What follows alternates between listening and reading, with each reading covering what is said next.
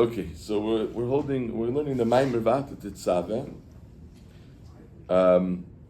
which we said the Maimer was said Parshas Tetzaveh, the Yud Gimel Adar Rishon, the 13th of Adar Rishon, Erev Purim, Tavkuf Samach Zayin, 1807.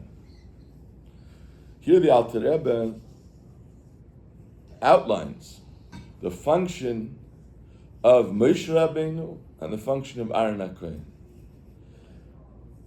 The Gemara says that there were 7 shepherds. What's the idea of a shepherd? A shepherd tends to his flock. A shepherd sustains the flock, the sheep. Each one in his own way. He gives it to eat, takes care of it, etc., etc. That's the idea of a shepherd. So this is what is the idea of the 7 roim, the 7 shepherds, that they contribute something that to the sheep, to the flock, which in this case refers to the Yidden. So Moshe Rabbeinu, 2 of them, which we discuss here, is Moshe Rabbeinu and Aaron HaKohen. But they're both roim, they're both shepherds.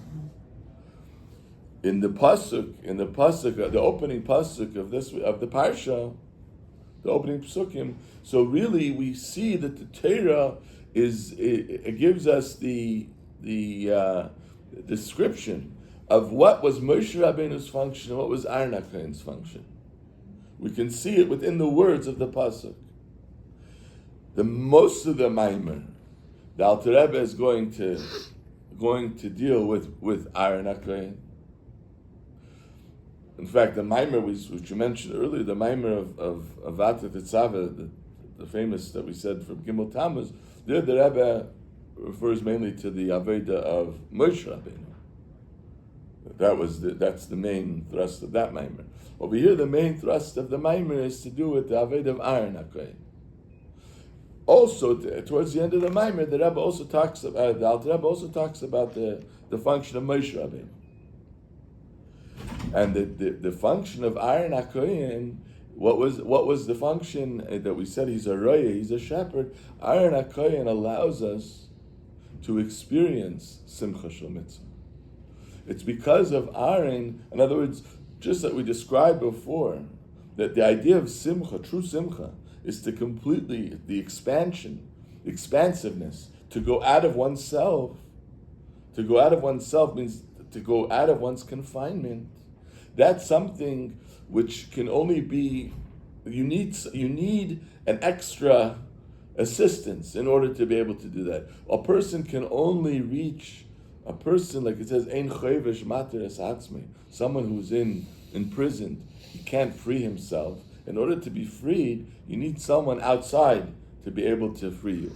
The idea of freedom here and the idea of simcha requires a roya, requires a shepherd, Aaron HaKohen, to be able to that we should be able to have this experience, the true experience of simcha shel mitzvah, and that's the function of Aaron HaKohen.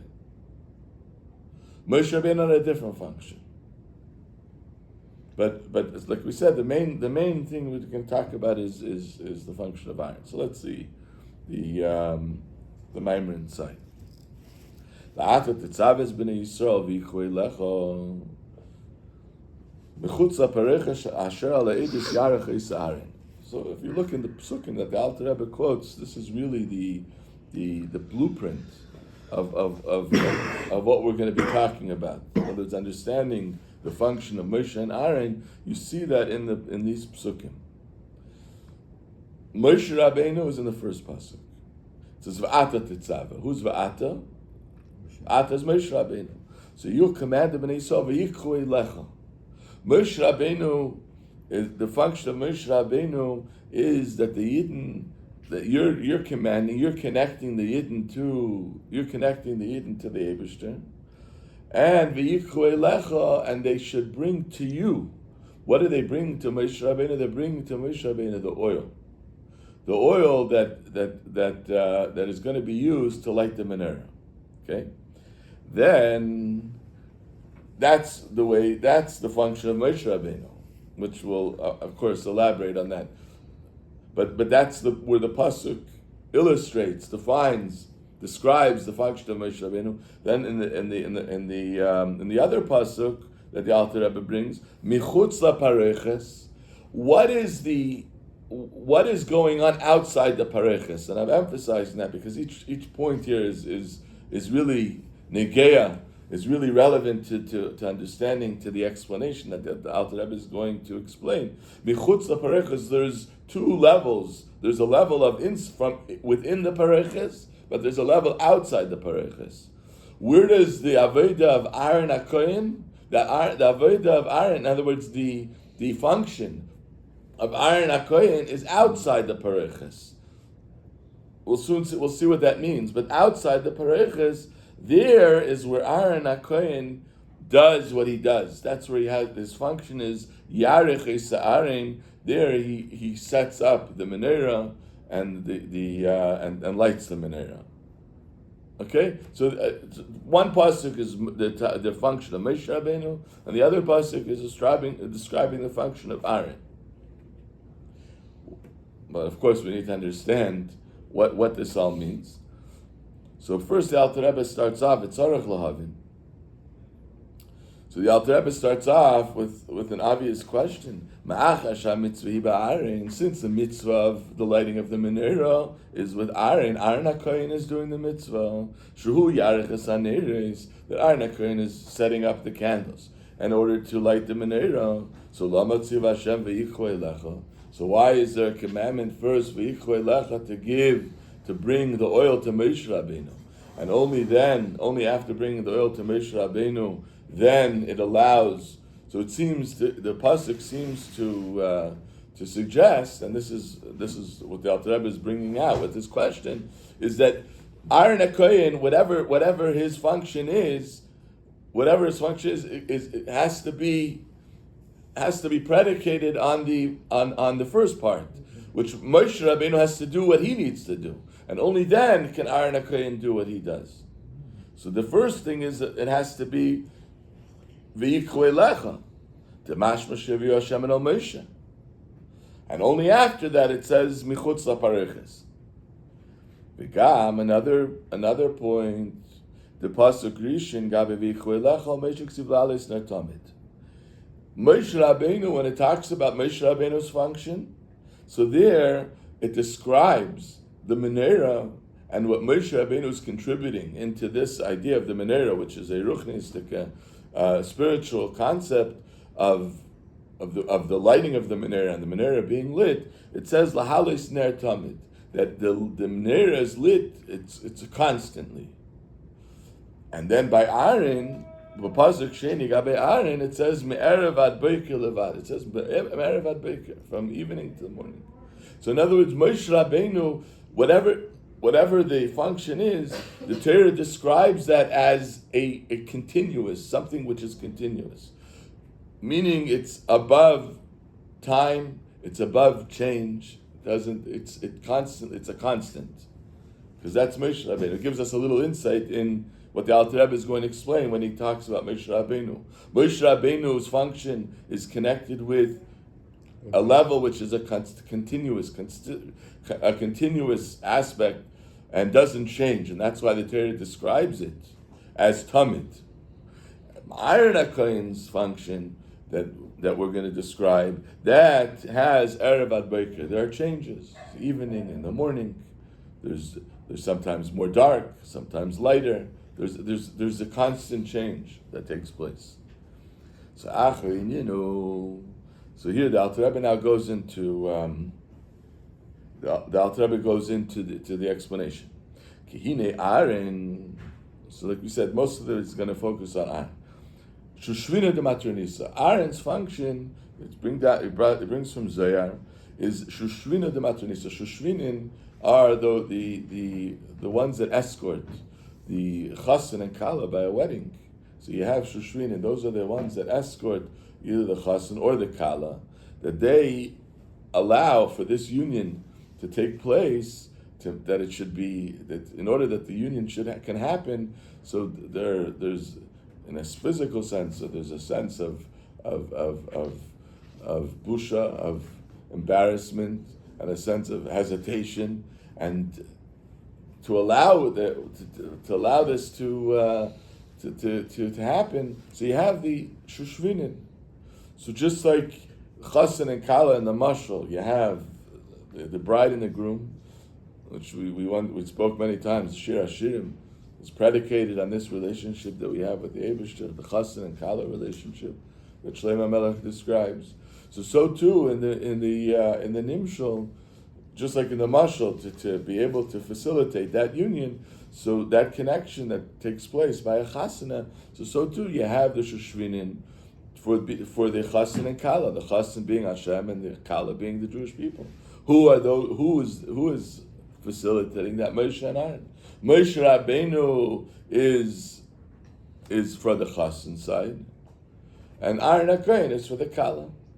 In a practical sense, Moshe Rabbeinu is bringing Hashem, is allowing Hashem to be accessible, because Hashem is beyond, is completely transcendent. So Moshe Rabbeinu brings Hashem down, and Kaviyachal, and Aaron HaKohen is bringing the Kala, the Jewish people, up, elevating them.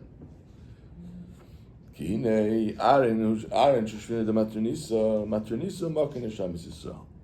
Matronisa, the Alter Rebbe explains the Zohar. What does it mean, Matronisa? Matronisa is a matron, is a kala. That's referring to the queen. That's referring to Knesset Yisrael, Neshamas Yisrael. And what's the connection between Neshamas Yisrael and a queen and royalty? Is because it says Kol Yisrael, as he says in the and he brings down in the the note, that Kol Yisrael b'nei Melachim, that the Yidden are the children of were princes. So when the Zohar says that Aaron HaKohen is the Shushvinin, is the escort for he's escorting at the Neshamas Yisrael, the Matronisa refers to Neshamas Yisrael, because the Neshamas Yisrael are connected with royalty, with their princes. V'arin hu ashushvin lan. Kamoy al derech mashal. Now the Alter Rebbe. So once the Alter Rebbe defines what it means in the Zohar, Matronisa, because Zohar says Matronisa, right? It means a matron. What is that? So the Alter Rebbe connects that to Neshamas. You don't see that in the Zohar. The Zohar is cryptic. The Alter Rebbe explains it's referring to the Neshamas. So after we explain that Aaron is the Shushvina de Matronisa, we still need a lot of explanation. But now just first the simple understanding. Now the Alter Rebbe explains why does the Neshamas need a Shushvinin? Why do they need an escort? Why is it necessary? So the Alter Rebbe says he uses the mashal of a chassan and kala. Because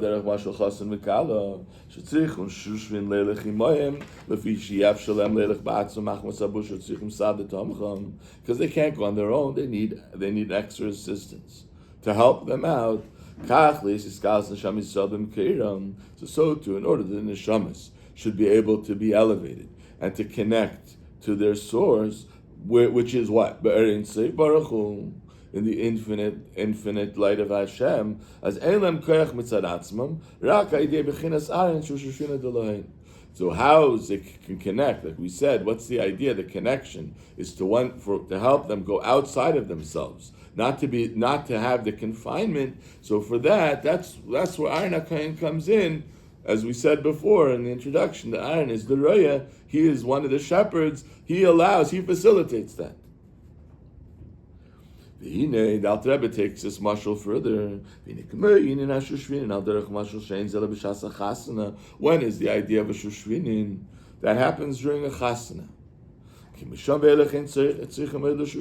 like begashmis, in the physical sense. When do you have these people escorting the chassan and kala? Not their whole lives.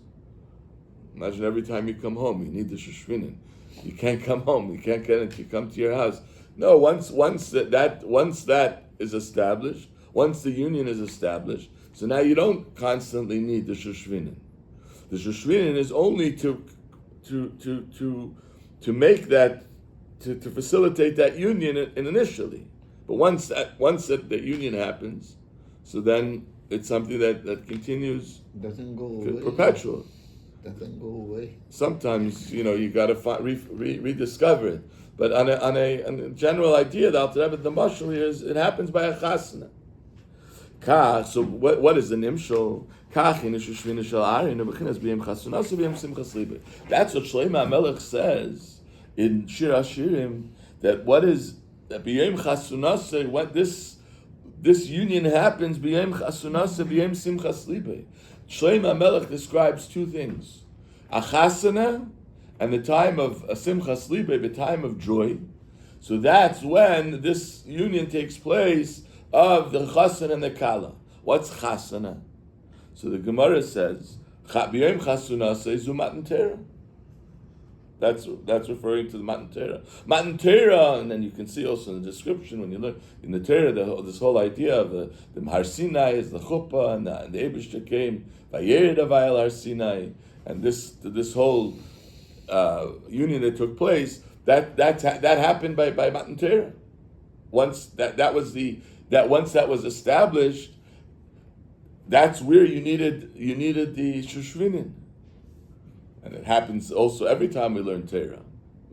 We're continuously. Didn't happen once, but it's the union that takes place. The difference between the mashal and the nimshal is the mashal is you get married. So that's the union.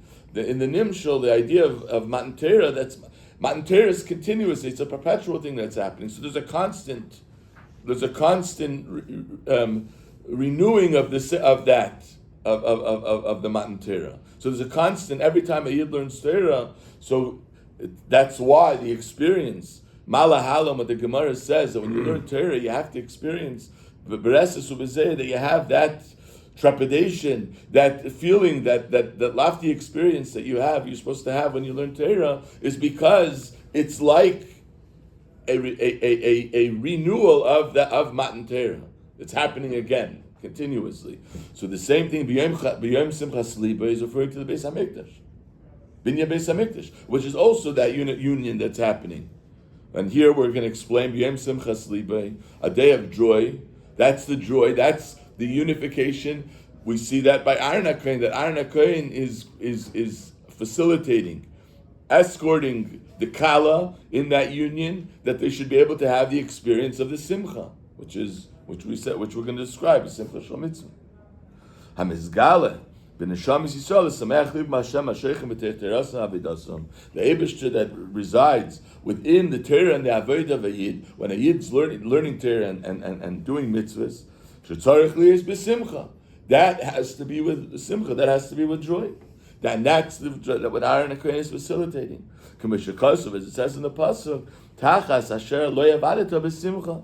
The simcha zu yiba al yidei Aaron, or b'simcha zu hu shushvin. In that simcha, to be able to, where do we see the Torah tells us that you need to be b'simcha? Where do we see this idea, that this description of connecting in a way to be able to go out of yourself and to have a simcha and feel the Eibishter in the way that simcha dictates, which means to allow yourself to completely escape that confinement that we talked about before. We see that in the pasuk, Tachas asher lo yavadeta. So the simple pshat in the pasuk is that why the pasuk is in a very interesting place in the Torah.